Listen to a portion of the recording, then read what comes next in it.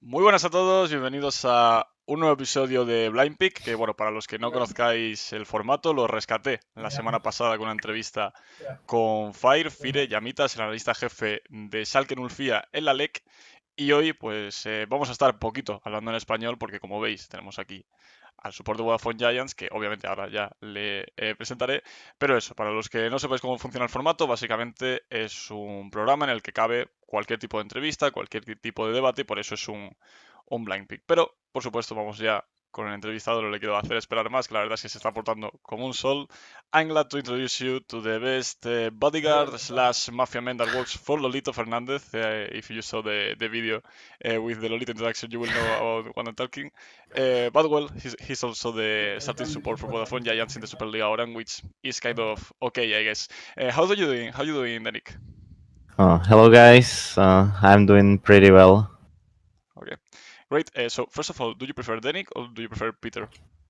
You can call me both, Okay, as you so prefer. Like will it's we whatever. will be switching during the interview? So first of all, you can follow him. You have his Twitter handle there, and of course, bear with me with my English because, as you can see, I'm from Andalusia. It's not the best of the world, but we'll obviously talk about Buffon Giants a bit later. But before that, I wanted to talk about your local scene because you're from the Czech Republic, and I've read your profile, and I've seen that you're the only Czech player that has won three national titles. So, what's the national scene like there in the Czech Republic?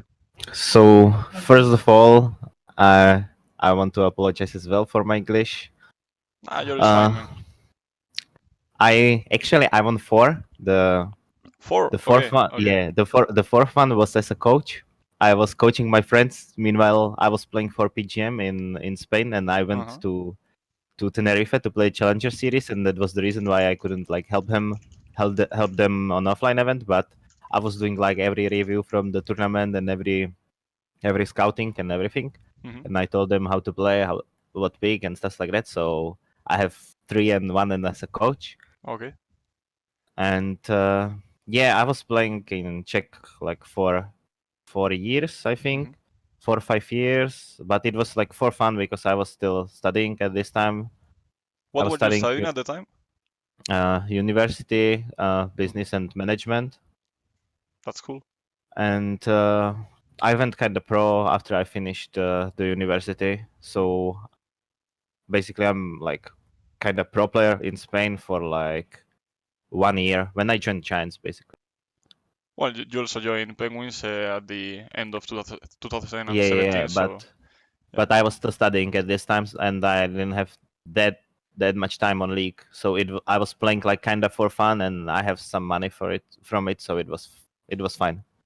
I guess that a lot of people in the chat will be jealous because you were already winning several titles while playing for fun, which is something that obviously most of us can. But I'm going to blame the LVP profile for the mistake with the three national titles because I read that in the LVP profile. But um, I asked you about the Czech Republic scene because, of course, here in Spain, I think we are a bit spoiled. You know, I mean, we have like the biggest national league, and I wanted to know a bit more about the local scene over there because, for example, when I interviewed Yizuke, he told me that in Italy there's basically nothing for league players to compete at. So, do you have many tournaments? Because right now you have like the Hit Point Masters, which is the league that qualifies the teams from the Czech Republic and Slovakia to the European Masters. But when you competed, what was it like? I think in Czech we have like a lot of tournaments, but the biggest problem are the organizations. We have like maybe one or two organizations which Mhm. can like provide something to players, and that's the main reason why players are like living into bigger regions like Spain, Germany, France, or something like this. And that's the biggest problem. I think like the the tournaments are good, but the organizations like cannot provide the contracts for the players and stuff like that, and that's the big reason why players are like leaving because they have basically nothing. Organizations pay only the travel and that's all, and I don't know. It's pretty hard to grow up as a player in Czech Republic because you have only the hit point league and then the national championship, and Mhm. that's all. It's like really hard to do something in Czech. But it's interesting because I don't know if you read this, but recently there was this news about the Russian authorities arranging a 100,000, sorry, dollars tournament, which only 10 attendants, that forced the the head of sports in Russia to step down because it was obviously a fraud. And it reminded me a bit of one tournament that you played, the Before Future Sports Festival, I think it was, that had like 300,000 prize pool, and you won it with Isuba. Is it called Isuba or Yeah, Esuba? yeah, yeah. It's a Suba. Esuba, okay. Which people probably will know because of European Masters. But it struck me because it had more prize pool than LEC, for example, and that's crazy because it's like a small tournament. Are these kind of events common in Eastern Europe? Because it seems like a scam or something like that. I don't know about the other event in Russia, what you said, but I Mhm. know about the V4 that the it was in Hungary, Yeah. it was in Budapest, and the country just put some money on it, like they have some dotations or something. Mhm. Like it was like they wanted to support the esport in this country, so they made like a really big tournament, and that was the reason. And I think they will maybe do a lot more because it's like maybe from European Union, like some money are coming on esport or something, Mhm. and that's the reason why they does this. Okay, so I also read that something like that is happening in Argentina as well. So if people want to get some free money, they can just join some tournaments and get the big check. But we are talking about prize pool, and of course there is always this debate in the Spanish community around the prize pool for the Superliga Orange because you don't really have a prize pool. You have more stable salaries. You have all these resources that allow people from countries like the Czech Republic to come here and compete professionally, but do you miss having like a big incentive, economically speaking, in the Superliga Orange? Will it be more appealing for you to try hard in Spain if you had like 100,000 euros for the winning team? Uh I don't know, like maybe yeah, but still your goals are, or actually my goals are going at my personal level and at my skill level higher. I'm not Mhm. like looking to win some money because I think money will come if I will play well, and I don't really care if I will have there like a big prize pool or like low prize pool. I'm looking on myself how much can I improve, and I'm not looking that much on the money because I think if I will have good results, then money will come to me. Mhm. So you're focused on the destination, not on the that much on the journey, at least in the Yeah, yeah, yeah, economic exactly. sense. So you told me that there aren't many Czech players that uh, go to the high leagues because maybe they don't have the resources, they don't have the incentives to go pro there. And actually, I can only think of Freeze, Patrick, and Humanoid right now in the big leagues. And then you have players like Nardeus, of course you, Carthy, I think is from the Czech Republic as well. Robocop, I think so too, in top national league teams. But is there any other Czech talent that we may be missing or that you know about?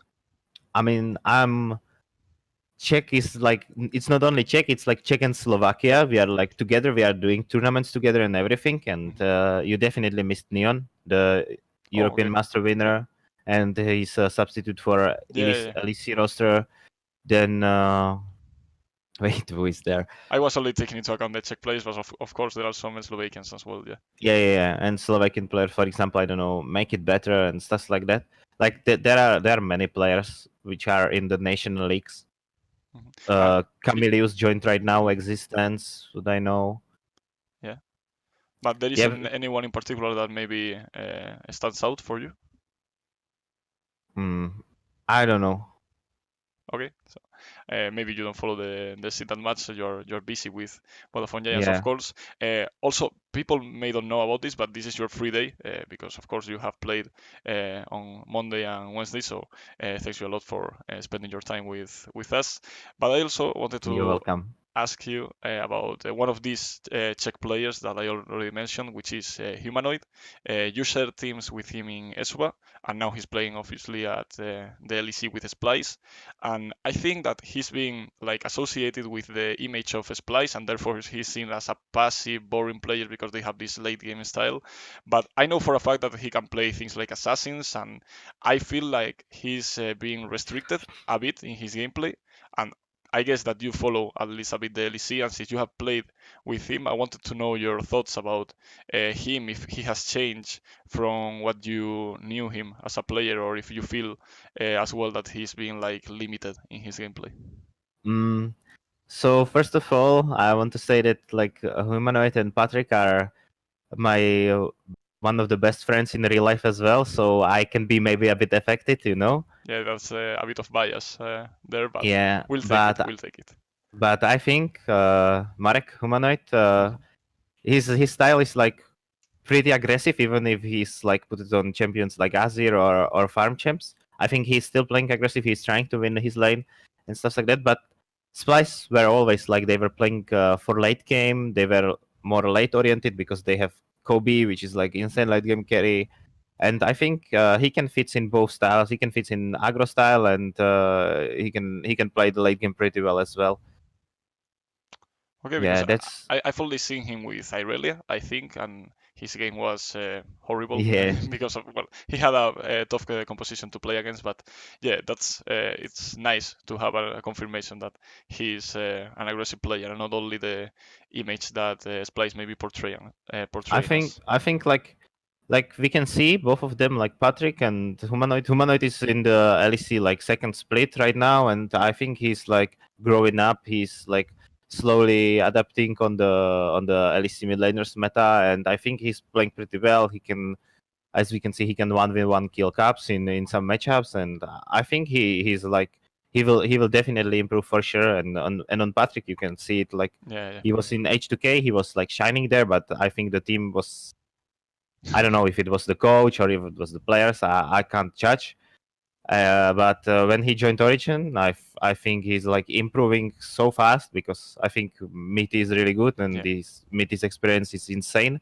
As well, the Gilhoto, the Spanish coach, I think about him that he's really good as well. Mhm. And the Origin have like insane roster, and I know because I'm talking with both of them, like Patrick and Humanoid, almost every day that they will be probably on Worlds. I hope both of them will be on Worlds.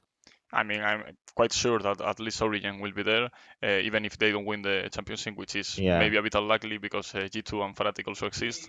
The circuit points or the regional will be a way for them to qualify, which will be awesome because, of course, it's like a Spanish scene, even if they have been bought by Refresh, and we are having two stops yeah. from the World Tournament. And semifinals are in Yeah, Madrid. Woohoo! yeah. Quarterfinals and semifinals. I guess you are going to attend to at least some of the Yeah, stuff, yeah, right? yeah. Okay, I want to. okay. So you told me that both Patrick and Humanoid are one of your best friends, and you're talking with them almost every day. And I'm not really sure right now about the time frame when Patrick, Sheriff at the time, came to play to Spain with Origin. But did he have any influence in you coming to Spain? Did he talk to you about the league, about the conditions, about the level of gameplay, maybe?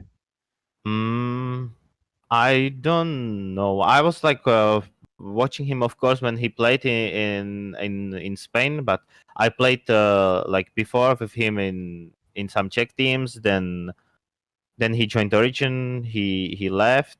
He went back to Czech. Then he joined, I think, Besiktas or something like this in Turkish. Yeah, I think so. Yeah, it was like this, and then I think he joined H2K, but I'm not sure. And but yeah, I basically I watched the Spanish league because of Patrick Mhm. when he joined Origin, and then because of Neon he joined Origin as well. Yeah. And then I saw that PGM were doing tryouts, and I just sent them an email who I am, and they just invite me to the tryouts. I won them, and I played for them one split. Yeah, I'm Yeah. really sure that they miss you, at least from what I talk with Marauder and also Marco. But you also mentioned Mithi, and you talked about him being like a mentor for Patrick. Is there any particular support that maybe now or in the past you try to emulate or learn from Mm, that you admire maybe? like before, uh, wait. I played. I'm also like a really good friend with Free, so I was following him, and his brother also was coaching us in Suba and in some other teams. So he was like, sometimes he brings us some reviews from them, and I was like trying to follow these supports. I think it was Wanderer. No, it wasn't Wanderer. It was when he was in NA teams. Yeah, but In and Renegades as well, maybe? yeah, it was in Renegades, and then and I think when he was for a while in NIP, and it was Mhm. as well Mitty.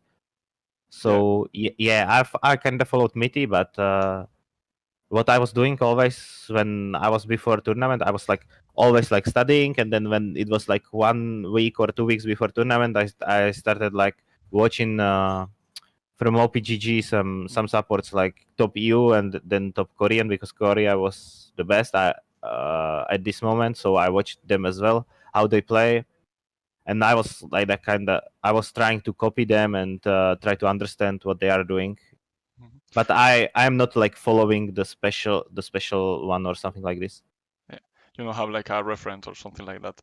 Now that you've mentioned Korean players, of course you went to Korea for a bootcamp before the summer split.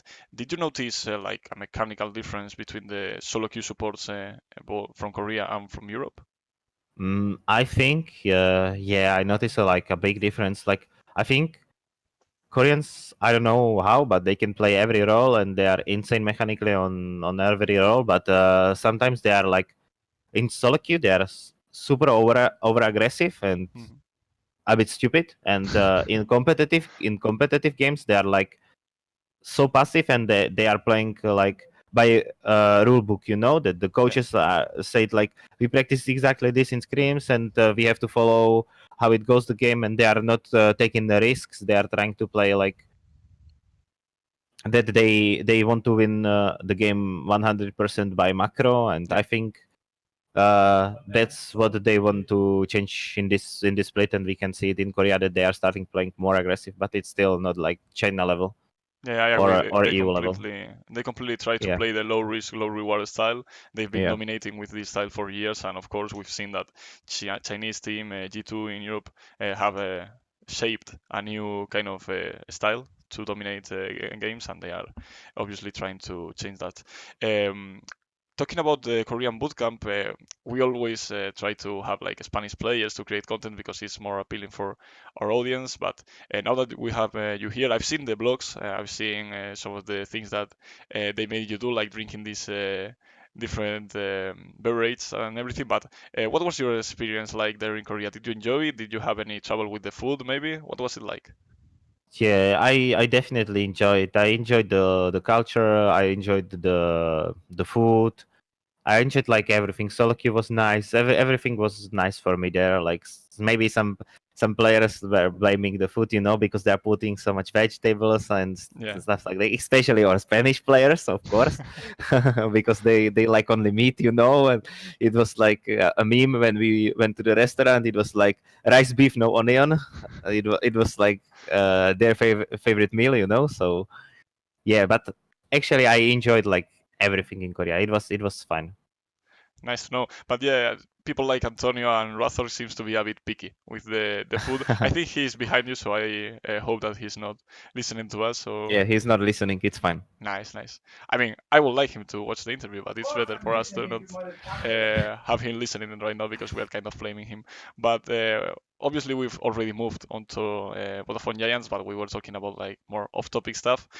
Talking about the games themselves, I wanted to ask you about Deadly because, of course, people always talk about Deadly because he's usually the main focus of the team when it comes to resources and flashy plays, and he alwaysly plays a carry position, so he gets all the spotlights, and also his public persona attracts a lot of fans.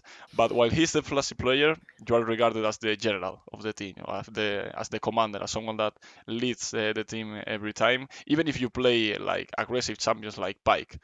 Do you feel that this narrative fits the reality of the team, or do you feel that maybe it's been exaggerated or distorted by the community? I think yeah, like I'm kinda the leader of the team. I try to like tell what we should do in the game, how we should play, and what we should do in the exact moments. But of course, we have in the team like two carries. One is or Baby Deadly, and the second one is Milika, and we need to give them resources and play around them. And I'm playing with Deadly for like 1 year, and I kind of know what he needs. So and I'm trying to know what Milikas needs, and I'm trying to manage the best possible ways how to give him the right items on the Draven, and then he can one shot every all of them from enemy team. Yeah, it seems like you are playing like a teamfight tactics game, and you are managing him as the driven player, giving him So, all the stuff. sometimes yeah, but sometimes you have to pick Pike and one winner in the game. I think I remember a pentakill from you, maybe, or a quadra kill. No. It was Quadra. It was Quadra. Ah, blows. I remember it was nearby Baron and Red, but I didn't remember if it was a quadra kill or a pentakill. And speaking about Pyke, of course, it's an aggressive champion. People like Hilly-san are renowned for his mastery, his dexterity with the champion. But you mainly play like peeling supports or more tanky supports like Brom. Do you feel more comfortable with these kind of champions, or do you feel that it's only a matter of the style of play of Vodafone Giants that Uh, they need you to have these peeling or engaging tools? I think we have a meme in the team with the Braum. Like every time when we don't know what to pick, we just pick Braum. But I can play legit. I can play legit everything, and I think both of these styles like fits me. I can be like the peel support, or I can be as well the engager or on the playmake support. Mhm. And like depends. We just choose before coaches like the strategy, and then I will play whatever is needed to win the game. Mhm. And they are asking in the chat who is like the leader of the team. You have already said that you are kind of the shot caller, at least I guess when it comes to the mid game onwards, because the jungler usually has a lot of input in the early game. But changing the question a little bit, who is like the leader outside the game? Because sometimes the dynamics of the group change. Sorry, when you get outside the rift. I think outside the rift, who is the leader? Matt, who is the leader outside the rift?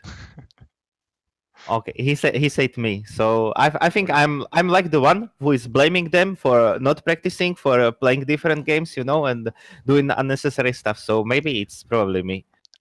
Okay, so you're like also like the father of the team, the Yeah, role yeah, that yeah. Nunaso, I guess, that Yeah, should have. Okay, yeah. I'm like Nunasovi too. you're like his Xavi Hernandez, he's the Guardiola or something, or someone like that.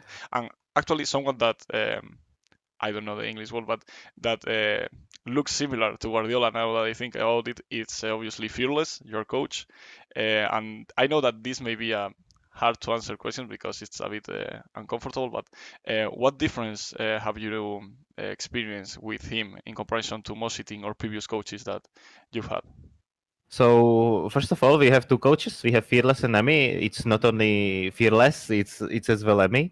Okay, I didn't Like know that. he's doing a lot of stuff as well, and they are doing everything together. So I Mhm. think people need to know that we have two coaches because he deserves some credit as well. Yeah, of course. And then compared to Moziting, I think that it like of course they have two different styles Mhm. like as a coaches, but I think we had many problems like inside the team, and it took a lot of time when until we figure it out. We figured it out almost at the end of the split, and I think that was the biggest issue. And I like with Moziting, it was it was more democratic. It was a lot more democratic, and with Fearless and Emmy, they just they are two on the staffs, so they can just prepare everything, and we come only and we agree or something on something, and we just can start to practicing it. With Moziting, it was like we were trying to figure stuff like between the players, and we didn't have someone who just step up as a, because as a player it's pretty hard if you are like blaming someone for some mistake, and that was like one of the things what we shouldn't like. I don't know, we can't fix it during the last split, but right now just coaches step up and say you fucked up here, and players say yeah. But if players are blaming each other, it's complicated. It ruins the atmosphere of the team, and it's worse. And so we figure it out like kind of on the both sides, because Giants changed the coach, and we figure it between us as well, because right now we are like, we can say each other everything, and we are looking only for improve. So it's fine. We can blame each other, and as well, and player won't be affected. That's always nice to have in a team atmosphere, of course. And well, I don't know if people have seen the picture that Fearless took after winning against the Mad Lions, shirtless before the shower. And if someone like him tells me you're going to play this or you fucked up there, I'm going to say yes. I'm not going to mess with him with those biceps, of course. People are actually telling me to ask you about Deadly and the chance of both of you playing at LEC.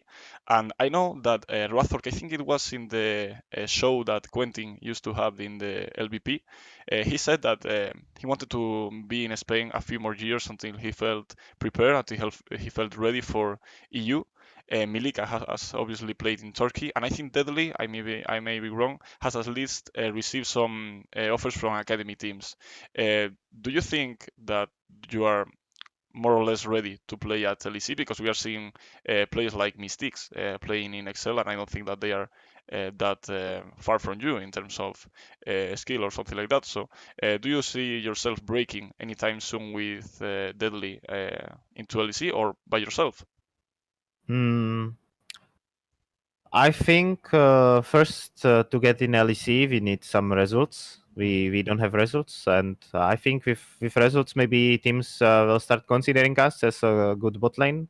But I'm sure that at least some of LEC bot lanes, of course not the top, me and Matt, we can definitely match and play against them. Yeah, I think everyone is looking at Rogue right now. Ulaitan, Hiku are not performing that well. But in comparison, the support role, I think it was perceived as a weak role a few years ago in U. But now I think it's one of the strongest, maybe with Mikey X, of course, Mithi, North Keren, obviously. Do you feel that the level is the average level is that high, or maybe we are lacking in some teams a bit of talent in the super position? I think the level of the supports is good. At least the top 3, top four supports in LEC are pretty good. But I think the other supports, like every one of them have something. So some of them have good mechanics but no brain, I think, and some of them have kind of brain but they have no mechanics. But I think like we have like four or five good supports in LEC, and the others are, I would say, like average. They are like on the same level like the supports in others national league, not only in Spain. And is there any upcoming talent that we may be missing in the super position? Because people usually talks about Bravado, I think he's called, and I don't remember the other one that veteran always mentions. But is there any support that you have maybe encountered in solo queue that have got your attention?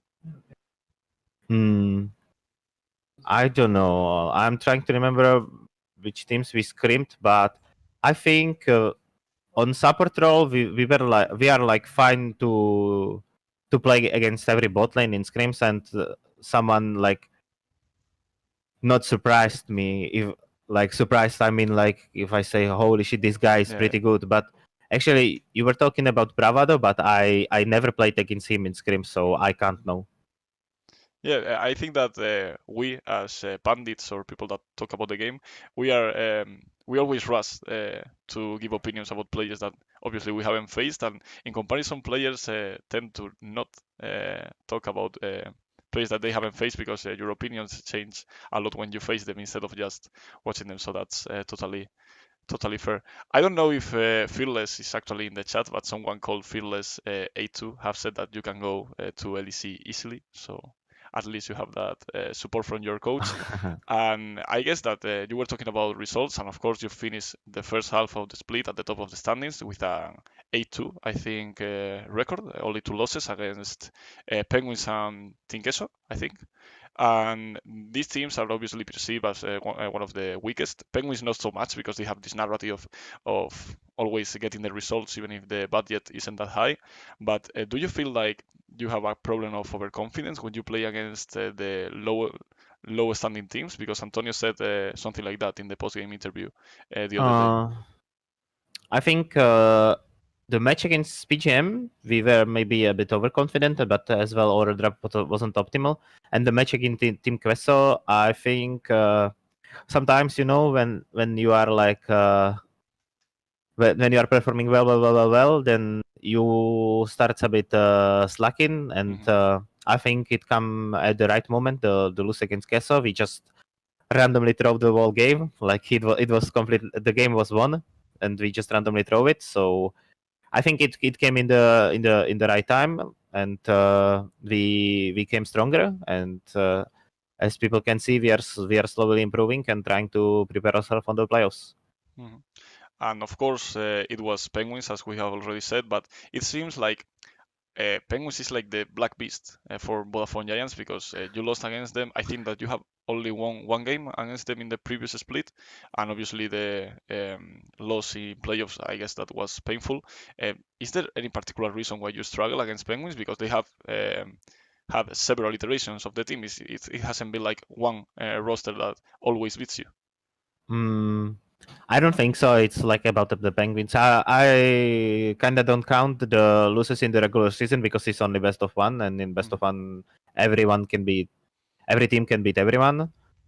But in the playoffs, yeah, they were just better team. They were better prepared, and they had just almost every game better draft. So yeah, I take only as a lose the lose in best of five against them, and I don't think that they are like Black Horse or something. I think uh, we can beat them easily, and I think they can beat us easily as well in best of one. Everything can happen, but if we will match with PGM right now in best of five, I'm pretty sure that we have a good chances to win. I mean, of course, you took Fearless from them, so that's a nice start. But what do you think that has changed the most in terms of preparing for BO5s since you came into Vodafone Giants? Because you always have nice results in the regular season, but for I don't know the reason, but uh, maybe you choke or you don't prepare properly for the games. But what's been the difference that you've seen between the Vodafone Giants that you initially met and the Vodafone Giants that you're currently playing Uh, in terms of BO5s, I mean.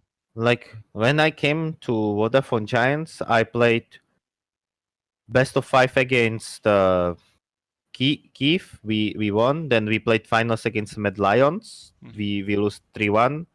Then it was Iberian Cup. We won every best of five. Then we lose against Mad Lions, but there was like roster of four LEC players, Yeah. and I think we pulled like a pretty good games against them. And yeah, then we had just one bad split when everything wasn't in the good mood. Like players weren't in the good mood.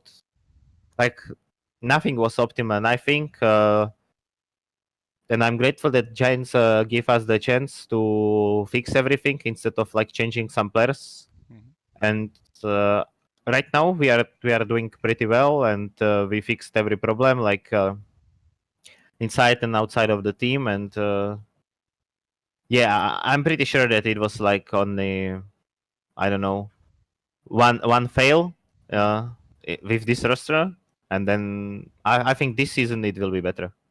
Yeah, I actually, now that I'm thinking about it, maybe I was exaggerating a bit the playoffs narrative because I wasn't taking into account that the Mad Lions iteration was the LEC Yeah, team yeah, already, but so it's a bit hard to win against that team. But you mentioned that you've been given the chance by Vodafone Giants to stay with the same roster, and I think that you have only played for a team longer than Vodafone Giants, which is Fraternitas, I think. And there aren't many examples of players being in a team forever, tied with them, because esports is like a really volatile industry. And I think this is the perfect questions to ask Jose after this for a promotion or something like that, because I want to know what Vodafone Giants means for you as more on a personal level rather than a professional one. I mean, they give me opportunity to start playing professionally, kind of exactly right after the school. So Mhm. that was like a really huge opportunity, and as well thanks to Mystic that he didn't want to continue playing. He had some personal problems, I Yeah. guess. So I'm really grateful that Giants give me the opportunity, and I hope I'm giving it this kind of back. But by how I'm playing and everything like around it. And I take them as a family. I take the players as a family and the staff as well. We are going on the dinners. We are like friends, and Mhm. it's not only that for example, Jose is my boss, but I take him as a friend and as like a big daddy as well. So yeah, I really like the organization and how it works. Like everyone in Giants like put in a lot of effort towards especially like or League of Legends squad. Mhm. So I'm really grateful that I'm in this organization. Okay, I think that definitely deserves a raise from Jose. So if someone has a clip, send it to Jose and let's give Denyk some more money. But you're talking about your teammates as a family, and I want you to play a little game. If this is like a classic question Okay. in this kind of situation, but if you have to kill, marry, kiss, and save from eating Antonio's food, between Antonio himself, Rathork, Milka, and Deadly, who would you pick for every single Uh, action?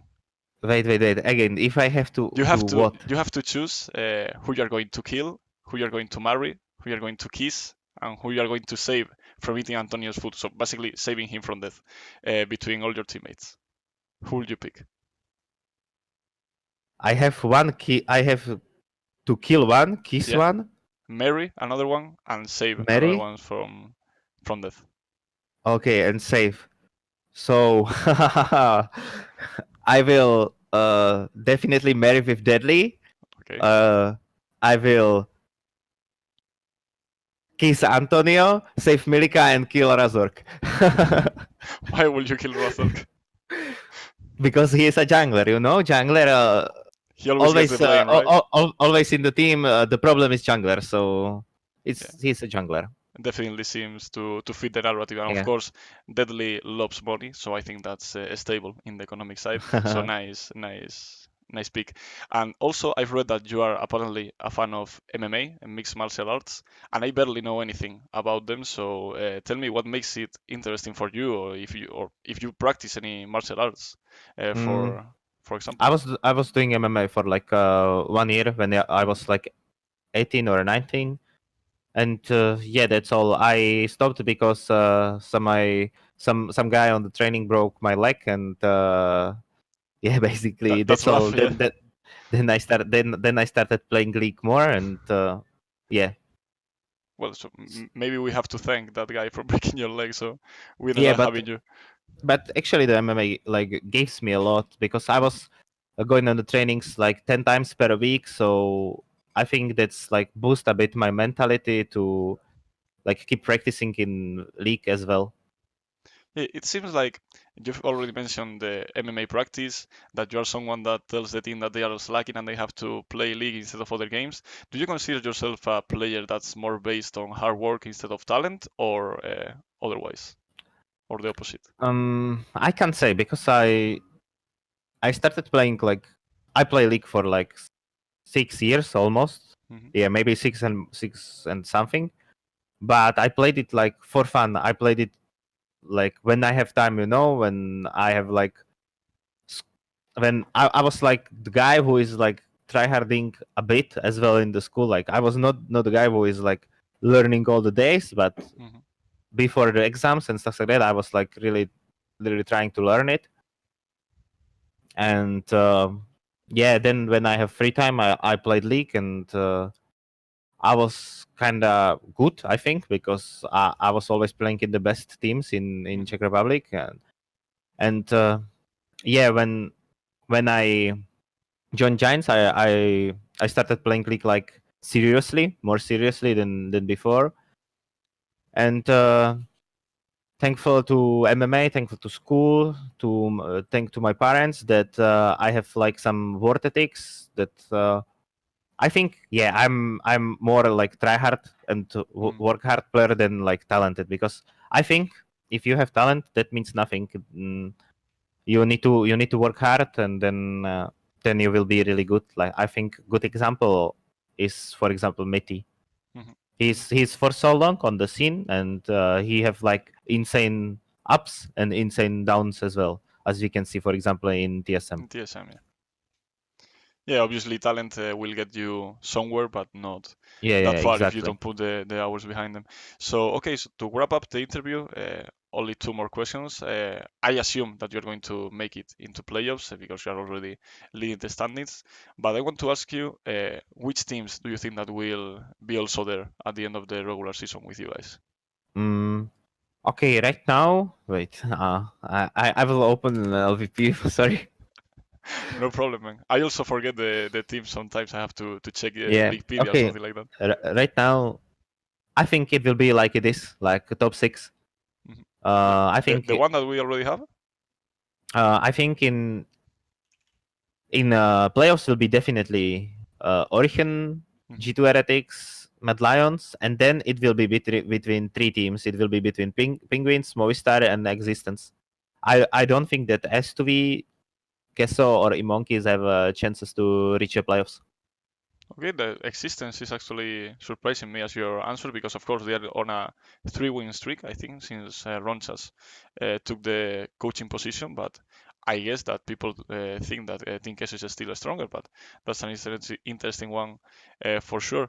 And also, on a more personal level, every time that I talk about you with a staff member or a player that you have shared a team with, especially if you ask Nunaso or Marauder, they tell me that you're the nicest guy they've ever met. And if you had to pick between being remembered as a great player, someone that has accomplished a lot of things on the Rift, or a great person, a great teammate overall, what would you pick? Because I know, of course, you would like to have a mix of the two. But if you have to pick one of them to be your legacy, which one will be and why, of course? Mm, I think these two things are like the same thing, because if you are a great player, then you are a great inside and outside of the game as well. So I think if Nunaso said about me that I'm like such a nice guy or something, then I think he said it like inside and outside of the game as well. Okay, it's a nice way to like trick the question and have both qualities. So that's a nice one. I'm not seeing many questions from the chat because they are asking you what are your aspirations for this year, but I think that you have already said them more uh, or less. like my okay, I will answer them. Okay. My aspiration are I want to win Spain for the Mhm. first time, and then play really well in European Masters, and go as far as we can as a team. But I don't know how good are the other teams from the other Mhm. regions, because you know it only if you met them in the official game, not in scrims, because I think scrims are kind of tricky sometimes. Yeah. because you can win every scrim block, and then for example, the team will win European Masters. Yeah, everyone performs on screams. Everyone perform completely and different. suddenly they choke on a stage or something. But well, do you have anything else to say about that topic? Yeah, but as a player, of course, I want to win everything, and I want to go to LEC as soon as I can. Okay, and someone is asking you, what do you think that's happening with Mad Lions? Because of course they have this huge roster. Everyone thought that they were going to maybe do a perfect season or something like that, even in Spain, which is kind of impossible. But they are on a losing streak right now. I don't know. Like they have a huge roster. That's the first thing. But the roster, I think if you have like 11-man roster or 10-man roster, is about long-term project, and it's not about short project. And for example, like as you can see on Splice, they won the league, but they were underperforming the wall split, and then they luckily like get into playoffs even. And I think the problem is that the players came to the gaming house like I know that they knew that they will be together for like 5 or 10 days before the league, maybe even less. So they came like unprepared, almost everyone from them came like unprepared. And right now you are like need to fix your mentality that you are competing together, but not against like the other players, because every player can take like your position, and it's so hard. And I think that's good like in long-term projects, but not in short projects. And I think that's like why Mad Lions struggled, because the season is really short, and they are swapping players every game, and I don't think it's worth in like short league like LVP is. Maybe if you sign the players for 2 years, then you can play them, and next season maybe they will be better. But I think right now is the problem that they are. I think in scrims, or I don't know how they train or how they practice or something, but for me it seems like they are swapping every week the players, screaming each other, but they are swapping the position, like who is against who and stuff like that. And then at the final day before the game, they decide who plays the best. But even the players were not playing the whole week together, so they don't know each other that well. I think Mad Lions, like at the end of the league, maybe they will be like pretty strong, but it depends how the mentality of the players is, because it can affect you if you don't play for like 2 or 3 matches. I don't know the mentalities of the players, but it can work, and it can be like disaster, as well. Yeah, it's definitely really hard to manage a team of 10 people, and I completely agree with your opinion about them swapping too much the players. So I think that's pretty much it, because they are not asking anything else, and we have already being here for 45 minutes. I don't want to take more time for your free day. So, of course, thanks to Vodafone Giants for allowing me to interview you. And obviously, thank you for being a true gentleman and bearing with my personal problems a few minutes ago, and also for bearing with my English. And also, thank you for your time. Best of luck for the remainder of the split and in the playoffs, in European Master if you manage to qualify. And it's been an absolute pleasure to have you, Denyk. Okay, guys. So thank you for the interview, and thank you, Chet, for the questions. I hope you will cheer for us, and yeah, we are Giants. Okay, so thank you very much. Have a Okay, good see night. ya.